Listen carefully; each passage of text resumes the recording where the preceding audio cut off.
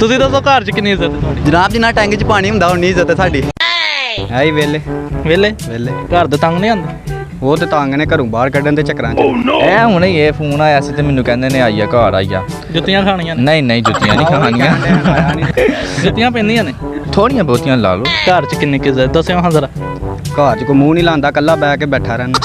ਸੱਚੀ ਦੱਸਣੀ ਘਰ 'ਚ ਇੱਜ਼ਤ ਥੋੜੀ ਹੋਈ ਹੈ, ਥੋੜੀ ਕਿੰਨੀ ਕੁ? ਥੋੜੀ ਕੋਈ ਅੱਧ ਪਾਉਣੀ ਹੱਦ ਪਾਉਣੀ, ਫੇਰ ਛਟਾਕੀ ਲਾ ਲਓ। ਛਟਾਕੀ ਲਾ ਲਈ।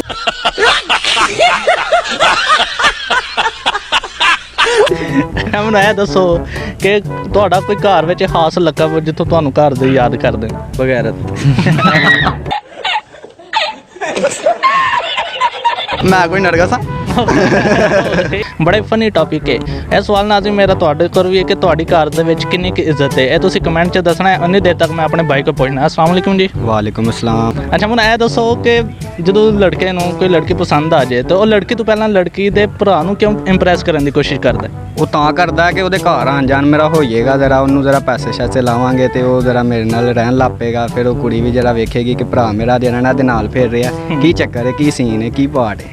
ਅੱਛਾ ਉਹ ਡਾਇਰੈਕਟ ਕਿਉਂ ਨਹੀਂ ਕਰਦਾ? ਉਹ ਡਾਇਰੈਕਟ ਕਰੀਏ ਫਿਰ ਜਿਸ ਤਰ੍ਹਾਂ ਦਾ ਡਰ ਹੈ ਨਾ। ਭਰਾ ਦੇ ਨੂੰ ਇੰਪ੍ਰੈਸ ਨਹੀਂ ਕਰਦੇ, ਜਿਹੜੀ ਇੰਪ੍ਰੈਸ ਹੋਈ ਉਦੋਂ ਹੀ ਹੁੰਦੀ। ਇੰਪ੍ਰੈਸ ਕਰਨ ਦੀ ਸਾਨੂੰ ਉਹਦੇ ਭਰਾ ਦੀ ਲੋੜ ਨਹੀਂ ਪੈਂਦੀ ਹੈ। ਕਦੇ ਕੋਈ ਇੰਪ੍ਰੈਸ ਹੋਈ? ਇੰਪ੍ਰੈਸ ਅਲਹਮਦੁਲਿਲਾ ਤੇ ਬੜੀਆਂ ਕੀਤੀਆਂ ਨੇ, ਕਲਾਸ ਫੈਲ ਵੀ ਬਹੁਤ ਸਨ। ਵੇਖ ਲਿਓ ਜੇ ਕਿਸੇ ਇੱਕ ਨੇ ਵੀ ਵੇਖ ਲਿਆ ਨਾ ਤਾਂ ਬ੍ਰੇਕਅਪ ਹੋ ਜਾਣਾ। ਨਹੀਂ ਕੋਈ ਮਸਲਾ ਨਹੀਂ ਆਇਆ। ਲੜਕੀ ਦੇ ਭਾਈ ਨੂੰ ਕਿਉਂ ਇੰਪ੍ਰੈਸ ਕਰਦੇ? ਭਾਈ ਸਪੋਰਟ ਕਰ ਦਿੰਦਾ, ਭਾਈ ਸਪੋਰਟ ਕਿਉਂ ਨਹੀਂ ਕਰਦਾ? ਲੜਕਾ ਅੱਛਾ ਹੈ। ਲੜਕਾ ਬੜਾ ਤਜਰਬਾ ਹੈ ਇਸ ਬੰਦੇ ਦਾ। ਘਰ 'ਚ ਕਿੰਨੀ ਕੁ ਇੱਜ਼ਤ ਹੈ ਤੁਹਾਡੀ? ਮਾਸ਼ਾਅੱਲਾ ਇੱਜ਼ਤ ਵੀ ਹੈ, ਜੁੱਤੀਆਂ ਵੀ ਪੈਂਦੀਆਂ ਨੇ।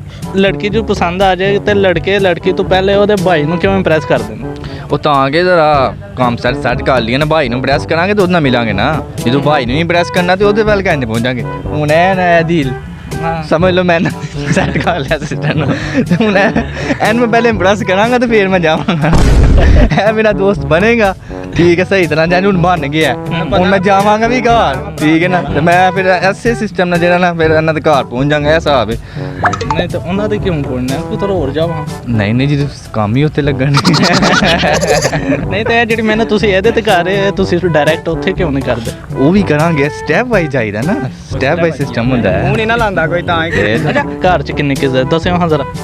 ਘਰ 'ਚ ਕੋਈ ਮੂੰਹ ਨਹੀਂ ਲਾਉਂਦਾ, ਕੱਲਾ ਬਹਿ ਕੇ ਬੈਠਾ ਰਹਿਣਾ। ਕੋਈ ਨਹੀਂ ਲਾਉਂਦਾ ਮੂੰਹ? ਕੋਈ ਮੂੰਹ ਨਹੀਂ ਲਾਉਂਦਾ। ਤਾਂ ਬਾਹਰ ਕੋਈ ਕੋਸ਼ਿਸ਼ ਕਰੋ। ਬਾਹਰ ਕੋਸ਼ਿਸ਼ ਕਰੀਏ ਲੱਤਾਂ ਮਾਰਦੇ ਨੇ। ਲੱਤਾਂ ਮਾਰਦੇ? ਹਾਂਜੀ। ਤੇ ਮਤਲਬ ਘਰਦਿਆਂ ਨੇ ਕਦੇ ਤੁਹਾਨੂੰ ਕਿਹੜੇ ਲਕਬਾਂ ਤੋਂ ਤੁਹਾਨੂੰ ਯਾਦ ਕਰਦੇ ਨੇ? ਕੋਈ ਦੱਸੋ ਹਾਂ ਚੰਗਾ ਜਿਹਾ ਲਕਬ। ਉਹ ਯਾਦ ਤਾਂ ਕਰਦੇ ਨੇ ਕੋਈ ਬੱਚਾ ਸ਼ਰਾਰਤੀ ਜੀ ਘਰ ਆਈਏ, ਠੀਕ ਹੈ, ਤਾਂ ਯਾਦ ਕਰਦੇ ਨੇ। ਅੱਜ ਸਾਡਾ ਰਾਮਦਾਨੀ ਘਰ ਹੈ।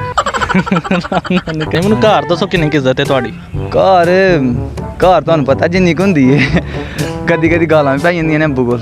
ਗਾਲਾਂ ਕਿਉਂ ਪੈਂਦੀਆਂ? ਗਾਲਾਂ ਤਾਂ ਪੈਂਦੀਆਂ ਨੇ ਕਿ 12 ਮੁੰਡਿਆਂ ਜਿੰਨੇ ਮੇਰੇ ਯਾਰ ਸੱਜੇ ਨੇ ਸਾਹਮਣੇ ਖਲੋਤੇ। ਵੇਖ ਲਓ ਤੁਹਾਨੂੰ ਵਾਰਾ ਕਹਿ ਰਿਹਾ ਜੇ। ਇੱਕ ਵਾਰੀ ਬੱਸ 'ਚ ਬੈਠਾ ਸਾਂ, ਠੀਕ ਹੈ, ਗੰਡੇਰੀਆਂ ਪਿਆ ਚੂਪਣਾ ਹਾਂ। ਨਾਲ ਆ ਕੇ ਬੰਦਾ ਬਹਿ ਗਿਆ, ਮੈਂ ਚੂਪ ਸੁੱਟੀ ਜਾ ਰਿਹਾ, ਚੁੱਪ ਖਾਈ ਜਾ ਰਿਹਾ। ਮੈਨੂੰ ਆਂਦਾ ਤੂੰ ਐਡਾ ਚਵਲ ਹੈ, ਠੀਕ ਹੈ। ਮੈਂ ਉਹਨੂੰ ਆਖਿਆ ਤੂੰ ਐਡਾ ਚਵਲ, ਮੈਂ ਚੂਪ ਸੁੱਟਣ ਡਿਆ, ਤੂੰ ਚੁੱਪ ਖਾਈ ਜਾ ਰਿਹਾ। ਕਹਿੰਦਾ ਚਵਲ ਤੇ ਤੂੰ ਮਾਸਾ ਰਸ ਵੀ ਨਹੀਂ ਛੱਡ ਰਿਹਾ। ਲੜਕਿਆਂ ਨੂੰ ਲੜਕੀ ਪਸੰਦ ਆਈ ਹੈ ਤਾਂ ਉਹ ਲੜਕੇ ਤੋਂ ਪਹਿਲਾਂ ਲੜਕੀ ਦੇ ਭਾਈ ਨੂੰ ਕਿਉਂ ਪ੍ਰੈਸ ਕਰਦਾ? ਜ਼ਾਹਰੀ ਗੱਲ ਸਾਲਾ ਹੁੰਦਾ ਆਪਣਾ, ਉਹਨੂੰ ਕਰਨਾ ਪੈਂਦਾ। ਹੁੰਦਾ ਨਹੀਂ, ਉਹ ਹੋ ਜਾਂਦਾ ਨਾ ਫਿਰ ਜਦੋਂ ਪਿਆਰ ਹੁੰਦਾ ਨਾ। ਜੀ ਨਾਜ਼ਰੀਨ, ਅੱਜ ਦਾ ਜਿਹੜਾ ਮੇਰਾ ਕੁਐਸਚਨ ਸੀ ਉਹ ਮੈਂ ਮੁਖਤਲਿਫ ਲੋਕਾਂ ਕੋਲ ਗਿਆ, ਉਹਨਾਂ ਨੂੰ ਕੋਈ ਪੁੱਛਿਆ ਹੋਵੇ ਕਿ ਤੁਹਾਡੀ ਘਰ ਵਿੱਚ ਕਿੰਨੀ ਇੱਜ਼ਤ ਹੈ, ਤੇ ਲੋਕਾਂ ਨੇ ਦੱਸਿਆ ਹੋਵੇ। ਤੇ ਤੁਸੀਂ ਵੀ ਕਮੈਂਟ ਵਿੱਚ ਲਾਜ਼ਮੀ ਦੱਸਣਾ ਹੋਵੇ ਕਿ ਤੁਹਾਡੀ ਘਰ ਵਿੱਚ ਕਿੰਨੀ ਕੁ ਇੱਜ਼ਤ ਹੈ। ਇਨਸ਼ਾਅੱਲਾ ਅਗਲੇ ਪ੍ਰੋਗਰਾਮ 'ਚ ਸਾਡੀ ਮੁਲਾਕਾਤ ਹੋਏਗੀ, ਉਦੋਂ ਤੱਕ ਤੁਸੀਂ ਆਪਣਾ ਖਿਆਲ ਰੱਖਣਾ ਹੈ।